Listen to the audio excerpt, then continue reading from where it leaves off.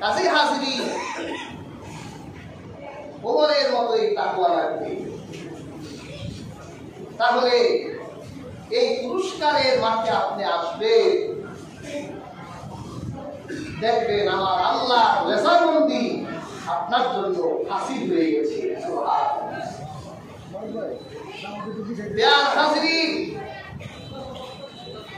এবং যারা দূরে মাইকের আওয়াজ যতটুকু পর্যন্ত যাচ্ছে, দ্রুতই গলিমামরা বাজার কেন্দ্রীয় জামে মসজিদ প্রাঙ্গণে চলে আসুন।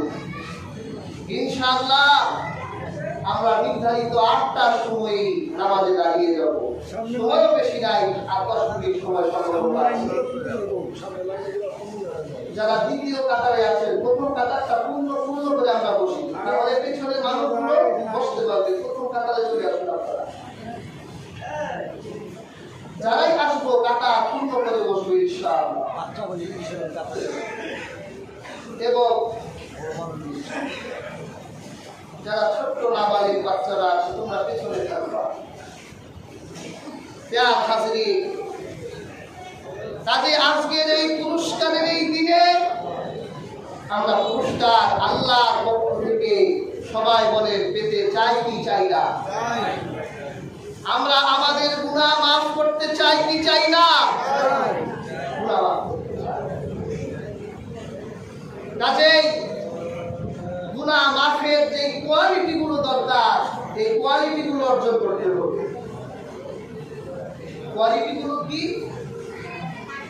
আল্লাহ রাসূল তো রাগ করেছে যারা মাহে রমজানের সিয়াম সাধনা করলো না। আল্লাহ রাসূল বলেছেন তারা যেন আমাদের ঈদগাহে না আসে। আল্লাহ রাসূল প্রকৃত পক্ষে আসতে নিষেধ করেছেন। আল্লাহ রাসূল রাগ করেছে। আল্লাহ রাসূল রাগ করে বলেছে যারা সিয়াম সাধনা করে না তারা যেন আমাদের মুসল্লায় না আসে। তারা তো আসবে, যদি তারা আসে তাহলে তাদেরকে তওবাকারী হয়ে যেতে হবে। যে আল্লাহ আমরা তওবাকারী হয়ে গেলাম, আজকে এতগুলো মানুষকে মাফ করে দিবে। অনেক ভালো ধানের সাথে সিরাও তো বিক্রি হয়ে যায় না? আল্লাহ তওবা করলাম, এই ভালো ধানের সাথে আমাদের সিরাগুলোকে আল্লাহ আপনি মাফ করে দেন। এই হৃদয়টা আজকে আপনার বদ্ধমূল করতে হবে। যদি আপনি এটা বদ্ধমূল করতে না পারেন, তাহলে আপনার মতো কপাল পুরা এই আকাশের নিচে আর হবে না। তওবাকারী হবে, তওবা নাদামা লজ্জা নিয়ে আজকে ঈদগাহে বসে যাবে, জীবনের গুনাহের কথাগুলো স্মরণ করবে। প্রিয় হাজিরিন, 1 মাস পর্যন্ত সিয়াম সাধনা করলেন। কি বলেন, এই 1 মাস কি দিনের বেলা আমরা খেতে পেরেছিলাম? আমার কথা মনে বুঝেন নাই আপনারা? 1 মাস যে আমরা রোজা রাখলাম, দিনের বেলা কিছু খেয়েছি? আমাদের ঘরে স্ত্রী ছিল, আমরা তাদের কাছেও যাই নাই। ফ্রিজের ভিতরে খাবারের অভাব ছিল না। তৃষ্ণায় গলাটা শুকায় গিয়েছিল, তারপরেও ঠান্ডা পানি দিয়ে খাই নাই। এত কষ্ট করার পর আজকে ঈদের দিন যদি আমার আল্লাহ আমারে মাফ না দেয়, তাহলে বলেন তো আকাশের নিচে আমার চেয়ে বড় কপাল পুরা কি আর আছে? আর কপাল পুরা নাই। সেই জন্য আপনি আমলের বাহাদুরি নয়, আজকে তওবার নিয়তে বসে যাবেন, গুনাহ মাফের নিয়তে বসে যাবেন। যে আল্লাহ আপনাকে খুশি করার জন্য কষ্ট করেছি, আপনি তো ওয়াদা করেছেন যে আপনার জন্য রোজা রাখবে, আপনি তা হয়ে যাবেন। আমরা বেহেশত চাই না, আজকে ঈদের দিন আপনি মালিক কি আমরা চাই? মালিক যাক বেহেশতা, মালিক যাক গোটা কায়নাতটা। ঠিক না বলেন? কাজে হাজিরিন, আমরা রোজা রাখার মধ্য দিয়ে আমরা আমাদের মালিক আল্লাহকে চাই। বেয়ার হাজিরিন, আদম নবীর নাম শুনেছেন। আল্লাহর পয়গম্বর হযরত আদম বেহেশতে থাকতেন, আমাদের বাড়ি ছিল বেহেশতে। আল্লাহ দুনিয়ায় নামাই দিলেন, আল্লাহ বলে দিলেন দুনিয়াবাসী আবার কাজকর্ম করতে থাকো, আমল করতে থাকো, আবার বেহেশতের বাড়ি যাওয়ার জন্য তোমরা কাজ করতে থাকো। হাজিরিন, হযরত আদম গুনাহ করেন নাই, একটা ভুল করছেন। আল্লাহ বলছিল ওই গাছের কাছে যেও না। হযরত আদম গাছের কাছে যায় না, কিন্তু গাছের ফল খেয়েছিলেন। আমার আল্লাহ আদমের প্রতি লক্ষ্য করে হযরত আদমকে বেহেশত থেকে দুনিয়ায় নামাই দিলেন। দুনিয়ায় আসতেন আদম। হযরত আদম এত লজ্জা পেলেন, একটা ভুলের কারণে ৩৫০ বছর পর্যন্ত আকাশে তাকায় নাই। আর আমরা ভুল তো করি, গুনাহও করি, ছোট ছোট গুনাহ না, বড় বড় গুনাহ করি, কিন্তু এত বেহায়া আর নির্লজ্জ, এমন বেশরম আমরা গুনাহ করার পরেও আকাশে তাকাতে বেশি সময় লাগে না। আকাশে তাকাতে আমাদের বেশি সময় আর লাগে না। আকাশে তাকাতে হযরত আদম একটা ভুলের কারণে এত কেঁদেছিলেন, ৩৫০ বছর পর্যন্ত কেঁদেছে। আল্লাহর হাবিব বলেছেন গোটা পৃথিবীর মানুষের চোখের পানি এক পাল্লায় করলে হযরত আদম নবীর চোখের পানি সমান হতো না। আর আমরা গুনাহ করি, হৃদয়টা এমন শক্ত হয়ে গেছে, পাথরের চেয়েও বেশি শক্ত। আমাদের চোখ দিয়ে আল্লাহর ভয়ে এক ফোঁটা পানিও পড়ে না। ৩৫০ বছর পর আল্লাহ আদমকে অ্যানসার করলেন, এত কাঁদলি, লজ্জার কারণে আকাশে তাকালি না, যা আদম মাফ করে দিলাম। চোখের পানি আসছে, এক ফোঁটা চোখের পানি ফেলুন। হাদিস শরীফে এসেছে আল্লাহর ভয়ে যার চোখ দিয়ে এক ফোঁটা পানি পড়ে জাহান্নামের আগুন আল্লাহ তার জন্য হারাম করে।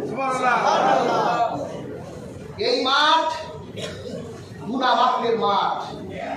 চোখের পানি দিয়ে আমরা আল্লাহকে রাজি করতে চাই।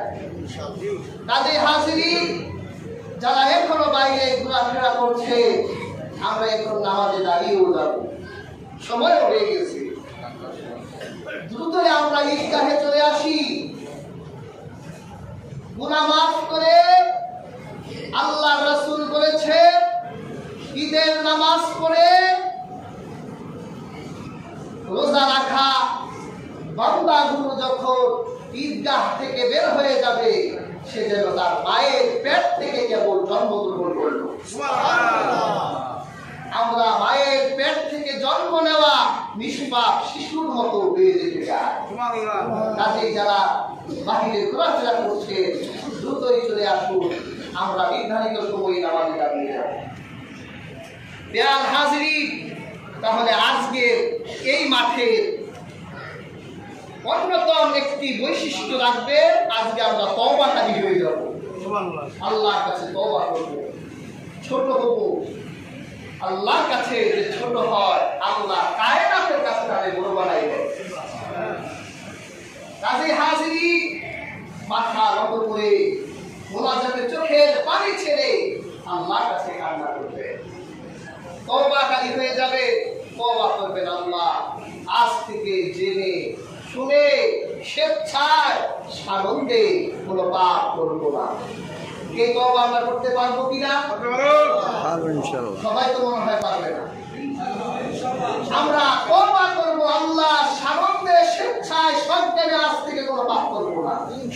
যদি শয়তানের প্ররোচনায় পড়ে আমাদের দ্বারা কোনো পাপ হয়ে যায়, আল্লাহ আগুনে আমার মাথায় চিন্তা এনে দিবে যে এটা ভুল করছি, তাহলে আমি আবার তওবা করে দেব।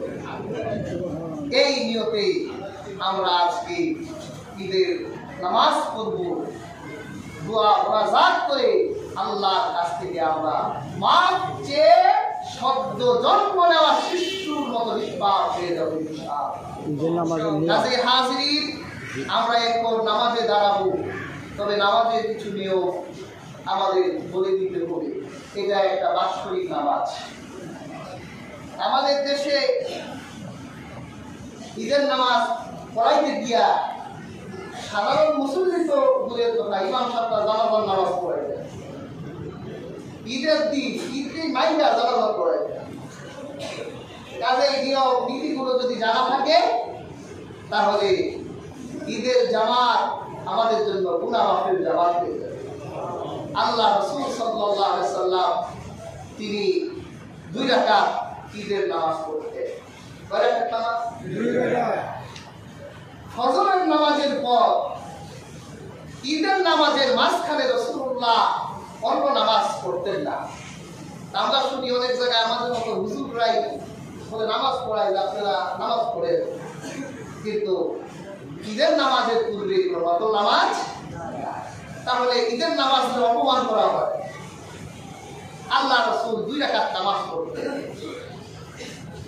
কয়টা তাকবীর দিতে এই ব্যাপারে বুখারীতে একাধিক হাদিস আছে, অনেক বর্ণনায় আছে রাসূলুল্লাহ ঈদের 2 রাকাত নামাজে 12টা তাকবীর দিতেন, যেটা বর্তমান সৌদি আরবে 12 তাকবীরের ঈদের নামাজ হয়। ইমাম শাফি রাহিমাহুল্লাহ এই হাদিসকে ঈদের জামাতের দলিল হিসেবে গ্রহণ করেছে। তবে আমরা আহনাফরা, হানাফি মাযহাবরা 2 রাকাত নামাজে তাকবীর কয়টা দেই? 6টা তাকবীর। এইটাও হাদিসে আছে। অনেক সৌদি আরবের ভাইরা আমাদের দেশে এসে বলে, আপনারা কি নামাজ পড়েন? আমরা তো সৌদি আরবে 12 তাকবীরের নামাজ পড়ে আসি। তাহলে ভাই এটাও ঠিক আছে, এটাও ঠিক আছে। আল্লাহ রাসূলের বেশিরভাগ সাহাবীরা 6 তাকবীরের নামাজটাই পড়তেন। এই জন্য ইমাম আযম 6 তাকবীরের হাদিসটা দিয়েছে। 2 রাকাত নামাজে অতিরিক্ত রাসূলুল্লাহ 6টি তাকবীর দিতেন। প্রথম রাকাতে 3টি তাকবীর, দ্বিতীয় রাকাতে 3টা তাকবীর। আল্লাহর হাবিব দাঁড়িয়ে যেতেন।